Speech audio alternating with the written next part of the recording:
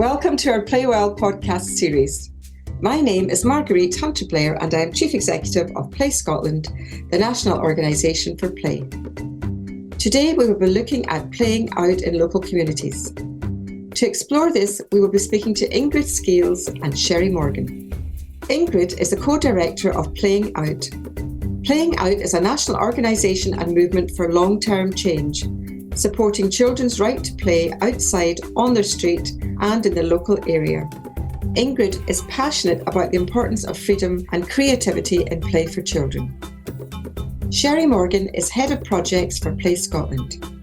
She was responsible for the publication Playful Streets and supporting play in the community, and is leading on the development of tools for play sufficiency assessments and for the engagement of children and young people in the planning process. Hello, Ingrid and Cherie. Thank you so much for joining us on the podcast. Hi, thank you for having me here. Hi, Jenny. Thank you. So I'll just start off by asking maybe Cherie first. Can you please introduce yourself and tell us a little bit about what play means to you?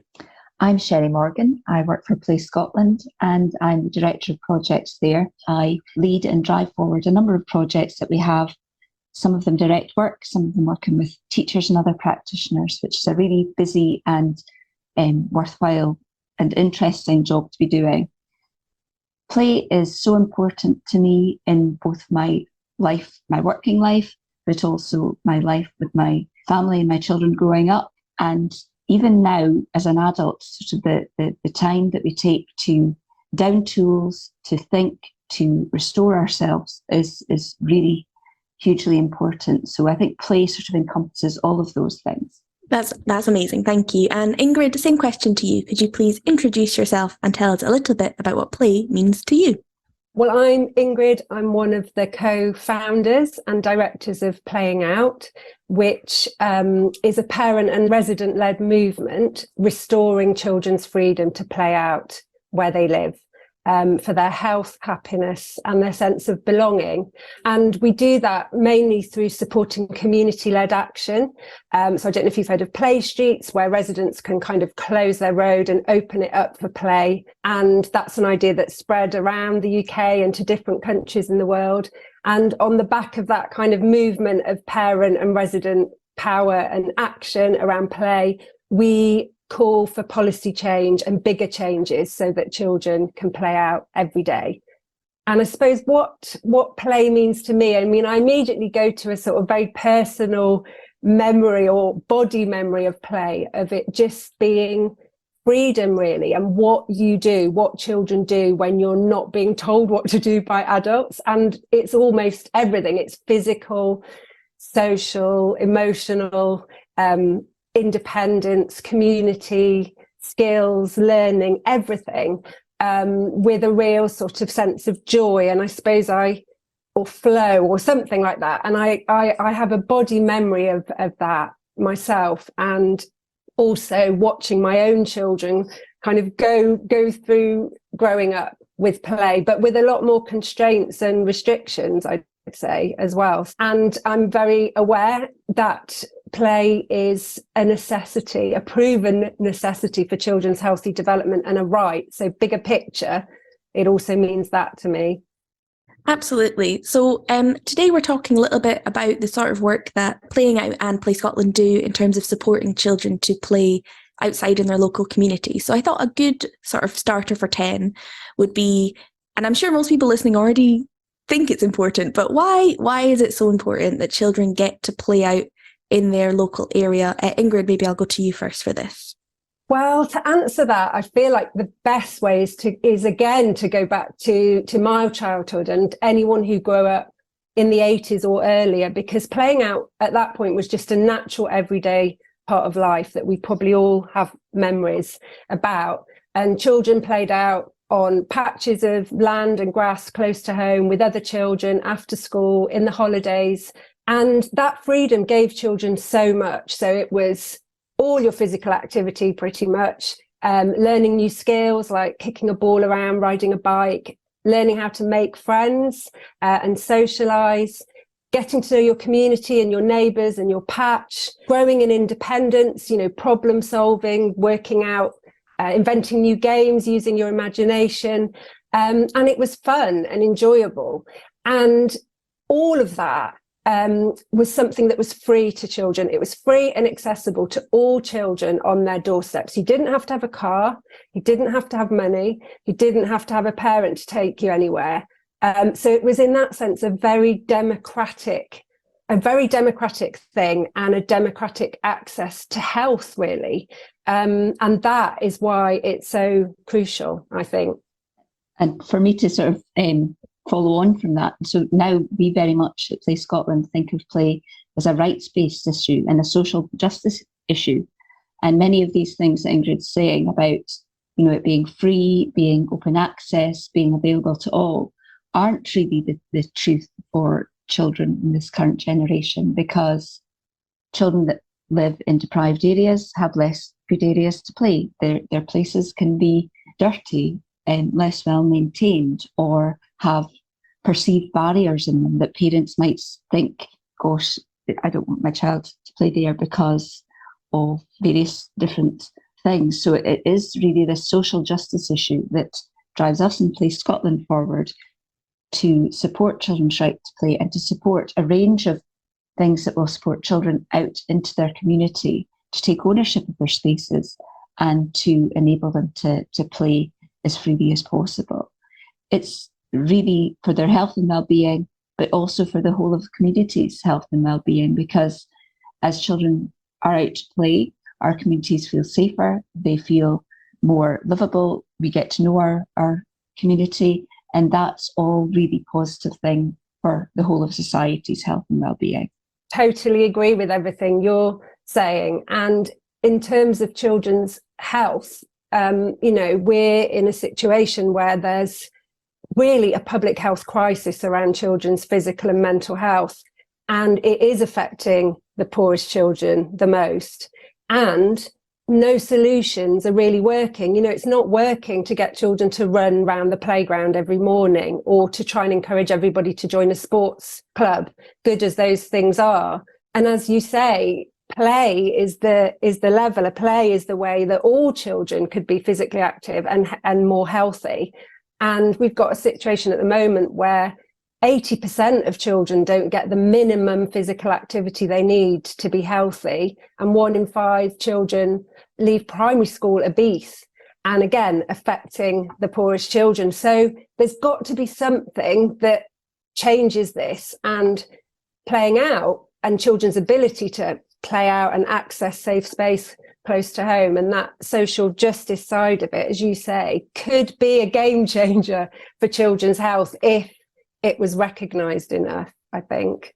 Absolutely. So I think you've both touched on a little bit already, but I wanted to talk about the misconception that sort of these kids these days don't want to play outside, and a bit of, back in my day array about it. Would you say it's fair that children are less interested in being outside, or do you think there are other reasons? Ingrid, would you like to answer that one first? I think often when adults are talking about playing out, it is often with a bit of, the nostalgia and the games from the 70s, and, that's not possible anymore for children, or they don't want to do that. And, often worse things are written than that. Children today are lazy, parents are lazy, cotton wool parenting, they daren't let their children do anything. But actually, all consultations with children either show at the top or very near the top that this is the thing they most want. I want to play with my friends. The Children's Commissioner in England did a big consultation after COVID, and you probably had one in Scotland. And the top thing that came out was, I want to play with my friends. And it's always up there every time children are asked. So they want to do that. And then as soon as they have safe space and other children, they do that. If you think of walking past a school playground at break time, just the energy and the screams of joy and what children are doing. And every time a play street is organised and that space is opened up, again, children choose to come out and they love it. So it's really, children aren't actually getting the choice to choose that, I think, which is the big problem. Yes, we would agree with that in Scotland. Yes, we did have a consultation at the beginning of 2021, I believe, and it was children asking for more play and better play. And it is that realization that children do want to play, but they don't have the spaces necessarily that are appropriate or that are of suitable quality, that they can actually just go out and play. Children are also really aware of being able to play with their friends and with their disabled peers, and having that inclusion and accessibility that should be available in communities. And I think if we listen to children more, we might hear, some of the solutions more clearly. But I think it is completely false to think that children don't want to play out. If they're given a good option to go out and play, they will absolutely do that. And they'll do other things too. That's not to say they won't also do lots of other playing activities, but they will absolutely want to play out and play with their friends more. Absolutely. And actually, just last week, I was walking around in my local area with my dad, and when he was growing up, he lived around here as well. And we walked down his old street, and he said, we used to play cricket up and down this street. And on both sides of the street, there were cars parked the whole way down. And it's like, well, even if there were no cars driving on this road, you wouldn't be able to play a ball game here, because you would, and he did say they broke someone's kitchen window once. But, it's like the difference in not just the amount of space children have, and not just the danger within that space because of cars, which do pose a fatal threat to children, but the sort of protection of these objects over the enjoyment of children is, yes, it's definitely a problem. And I think there's, even when I was growing up, there was a lot of like, children watch too much TV, children play too many video games. And I feel like that's increased a lot in the generation below me and the one below that. But yes, I think that was such a good point, Ingrid, that they don't have the choice. It's not like they're saying, oh, look at this lovely empty street outside where I could go play with all my friends. No, I'm going to sit here and play my Xbox, my Switch, whatever. It's that there's not an option, there's not a choice, and there's the real risks, and there's the increased of perceived risks as well that are stopping children going out or stopping parents letting children go. Yes. Anyway, yes, no, definitely. It's a very good point. I mean, in an alternative universe, there's where screen and indoor entertainment hadn't developed, but cars had still doubled like they have since the 1980s, and spaces and land have been sold off, and no ball game signs have gone up, and all those same things have happened that have meant the environment's changed for children, but screens hadn't developed. I mean, you'd probably have had a revolution of children going, let me out. Screens have made it possible to keep children in. And of course, there's really positive, brilliant things about them, and there's many, huge benefits as well. But it's really, it's something that's made it possible for children to be inside so much. And that means that we forget that they're not getting the choice, and they're not actually doing anything like the things that we used to do.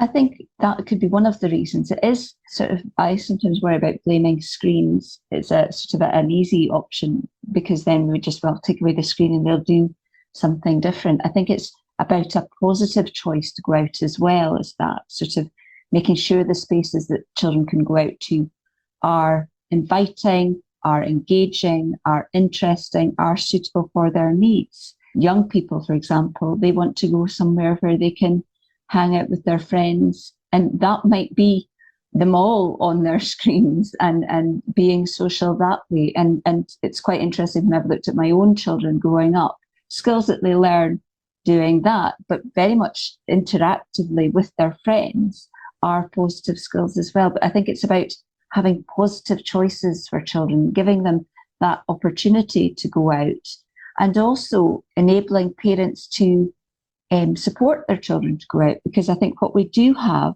just now, we did a piece of research a few years back, and it was about parents generally being more cautious and more worried about what their children do. And that is reflected both in children's activities in the home and online, and actually out with the home and sort of being outside. And parents are generally quite anxious about what children are doing and very protective. And so it's about trying to say to parents, really, it's really positive, important and vital, actually, that children get that opportunity to go out. And it's winning hearts and minds and sort of saying, back to that nostalgia piece that you said about Jenny, it's about sort of remember what we did. Well, children need to have some of those opportunities as much as we can give them now. So what can we do to sort of enable that as well? I mean, I think on the parent side, it's a natural instinct to want to keep your child safe, and the end kind of point of that is to keep them in. And I think that it's kind of encouraging parents to see the longer game, because when children have to walk to school on their own and leave home, as my children have done, then it's the point where you realise that they needed to grow that independence, and they needed to solve problems on their own, and they needed to have adventures and get into scrapes and have that freedom. You know, I remember when my son got to 18, he decided he and his friend wanted to save up and travel in Africa, in Tanzania and Kenya. He had this great plan and route, and they did it at 19. And I felt at the time, thank goodness I did give him a lot of freedom to kind of go and, you know, deal with the world, because he's going to need that. And he did need it. But I think a lot does get put onto parents. And as you were saying, it's the environment. It's not parents. There needs to be a lot done to make it possible for parents to feel more confident about letting their children out, and that it is safer, because traffic is a very, very real danger. As you said, Jenny, I mean, an unimaginable amount of lives are lost every year, child pedestrian. So it is a real danger. And that's the thing that something needs to be done about, I think. Absolutely. And I think we've spoken a little bit there about barriers. So to do with, you know, pieces of land that used to be for play have been sold off, built on, the increase of cars, and the increased risk, but also the increased perceived risk and that anxiety of parents. And you've both just started to move on to it. So I thought we could move to the next question, which is, given these barriers, what needs to change for children to play in their local area more? Because we know they need to do it. So what changes need to happen? Ingrid, would you like to go first there?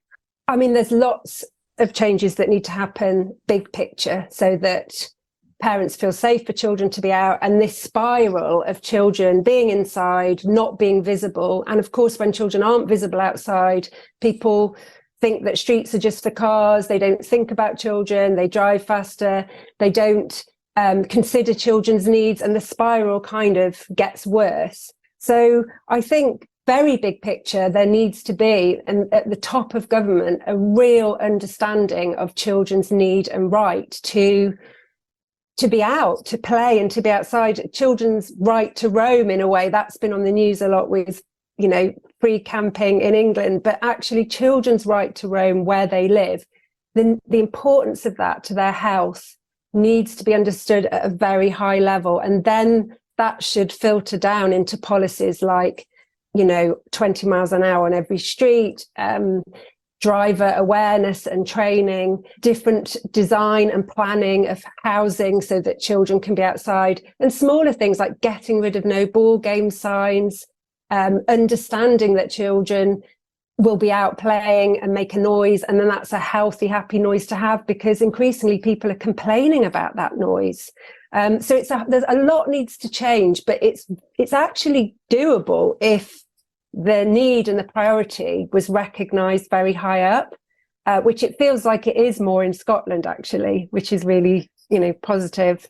Yes, I do think we have quite a lot of very good policy and legislation in Scotland. So we need to just ensure that we are carrying that through into practice, and actually it is enabling children and families to get outside. And there will be local initiatives that can actually support that on the ground in terms of getting children out and supporting parents to feel more confident. But I do think, like you, that traffic is one of the most fundamental sort of barriers to children, and sort of doing something generally about the number of cars on our streets and the awareness of drivers about the impact that they have on children's play is hugely important. And so I think that calls for a sort of a much better understanding of how we should be living now in this sort of very car dependent society, how we could perhaps change habits so that we could be living a much more local. And in Scotland, we have 20-minute neighbourhoods. I don't know whether you have that in England as yet, but it's this conception that you can actually live life much more locally and just use the car less and be less dependent on jumping in the car to go on short journeys. And that makes environments, communities safer for children. So I think we do have to be very proud of the policy that we have so far in Scotland, but just be aware that there still more needs to be done in order to really realise the child's right to play. Another thing, I think, is also getting the message to parents that simply letting your children be outside and play with others is giving them an incredibly valuable thing, because I think parents get put under so much pressure to always spend money, and it comes from all directions. It comes from advertising, comes from schools, comes from social media, and so there's this sort of sense that to give your children something good, you've got to constantly have classes and clubs and pay to go out every half term, and actually maybe getting across the message that, actually, if you can give them freedom in outside space with other children and let them just get on with it, you're giving them something incredibly valuable that they're gradually going to grow and keep for life. And I think, pressure needs to be taken off parents, and they need to have that message more. Absolutely. So it sounds like we need some really big policy changes, and we also need a bit of a cultural shift in terms of it's okay if children are noisy. In fact, it's quite good. And parents, I think you're right about all that pressure that's put on parents of like, oh, well, your Wednesday night's free, so you should probably do a gymnastics class then. And on your Thursday night, you can do chess club. And just all of this trying to fit in as much as possible to give their children the best chance. But actually, we know that play builds so many skills so that it's almost uncountable how much benefit it can give to children, and that freedom to make their own decisions, make their own mistakes and learn from them is something that's really special and really important about childhood. So in the meantime, while we're waiting for these big policy changes and while we're all working very hard for policy changes, cultural change, what are your top tips for people who want to see more playing out in their area? What should people do now? Ingrid? I think it's possible to start very, very small, and everything is also free, which I think is really important. When you were just talking about all the pressure for the clubs and the classes, of course, so many people can't afford those clubs and classes, so they feel the pressure, but they can't then do it. And so then it feels really bad. So I think what's really important around playing out is that you can do a lot close to home, quite simply and for free. And again, just going back to sort of personal experiences, it just can be meeting up with other parents after school, going to the park. Anything that brings along a friend makes a lot more possible. If you want to take your children for a walk and they're like, oh, I don't want to go, I want to be here, I want to do what I'm doing. But as soon as there's friends involved, it transforms it. So I think, get outside, meet a friend in any patch of space. It can be a park, a lovely park that you walk to, but it could just be patch of, not very interesting bit of ground at the end of the road. It can be anything. Just get out to a space and then really just let them be. You might have to drop the odd idea in sometimes. So I think that meeting friends, getting out, using the spaces you've got. I suppose growing their independence can be really good as well. Like I live on quite a busy rat run road, and there's not much any space for children to play out, but there is a little church a bit further up, and it's got a tiny front bit of grass. And I started to take my children there and then say, right, you've got to stay in this grass, but you can play out now. And then I'd be back in my house looking out the window, and it was quite terrifying, and they did stay in it.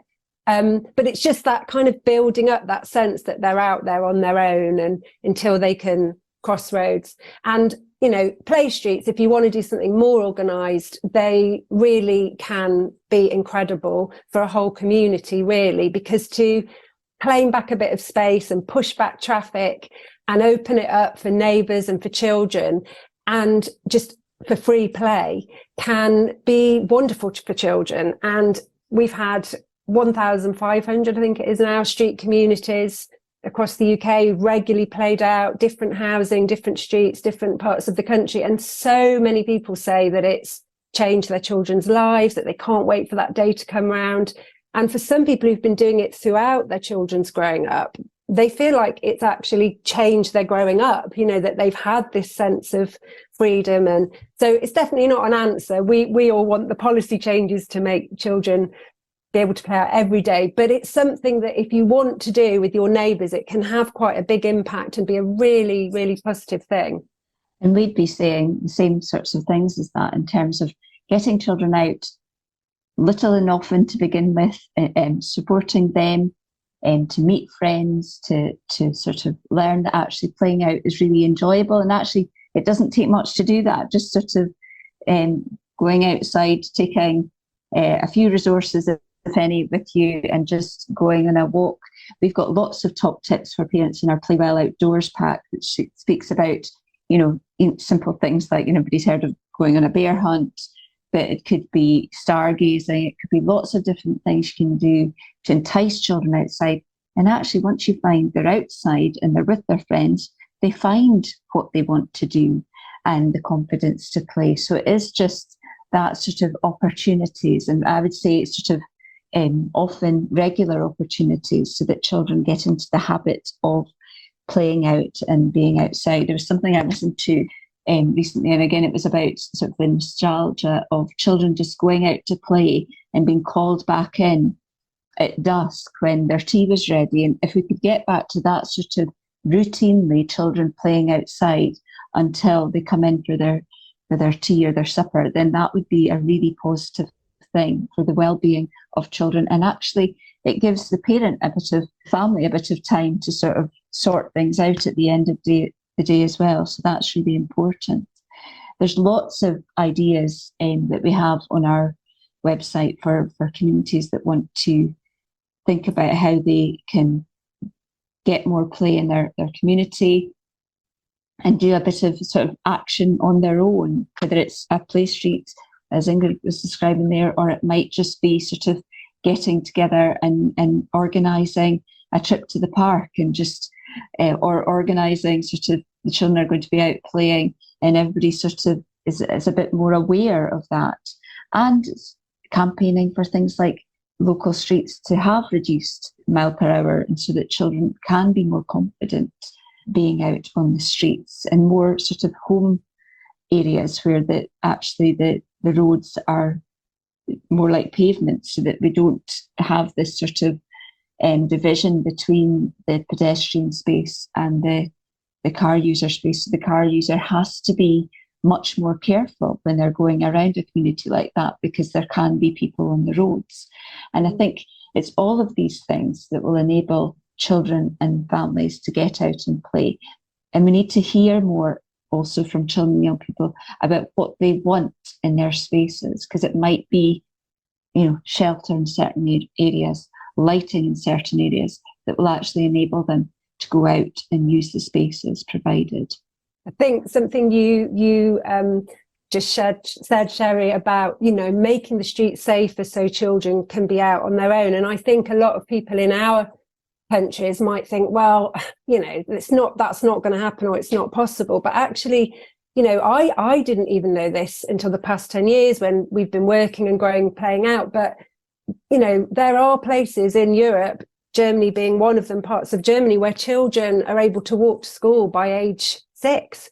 And, I've got a friend who lives in this German part of Switzerland, Swiss Germany, and she said her child started walking to school age 6. And everyone every year gets something through the post from the police telling them, reminding them how to drive to enable children to walk to school. If children need to cross the road, they just stand at the side of the road and put their hand up and the cars stop. I mean, it's completely different and it is possible. So it comes from sort of that being a desirable thing that we all want. And the irony is we do all want, no one's going to say they don't want healthy, happy children. Everybody wants healthy, happy children. So we're going to have to make some changes, because they're really, really not at the moment. Big picture, there's a lot of problems. And so we've got to do something. And these things that Cherie was just talking about, making neighbourhoods more livable and safe, are Yeah, really important. And walking to school is another really good example of how children can have more play, actually. If you walk to school, so much play happens on the way and on the way back.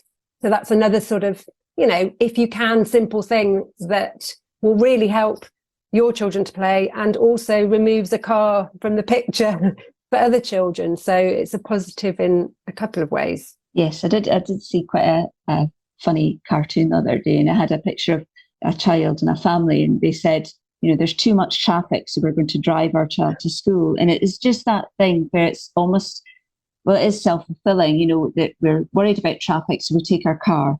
And I think it is that rethink about our priorities in terms of what is important to us in terms of children's health and well-being. It's so important that children have that opportunity to gain independence by walking to school. And in order to do that, we maybe need to sort of deprioritize our need to drive everywhere. And I think that is a cultural shift. And so it's maybe going to take a wee while to work towards it. And I think we have started to work towards it with many of the initiatives like the 20-minute neighbourhood and the home zones. But it's continuing to do those sorts of things that will enable children and families to get outside more and enjoy their environment, enjoy their communities where they are. Absolutely. Well, thank you so much for both of you being on the podcast. That was wonderful. I really enjoyed it, so I hope everyone at home did as well. So thank you both. Thank you for joining us on this podcast. Don't forget to subscribe to our podcast on your preferred app and join the conversation by using the hashtag PlayWellPodcast. And find out more about Play Scotland by following us on Twitter @PlayScotland and visit our website playscotland.org.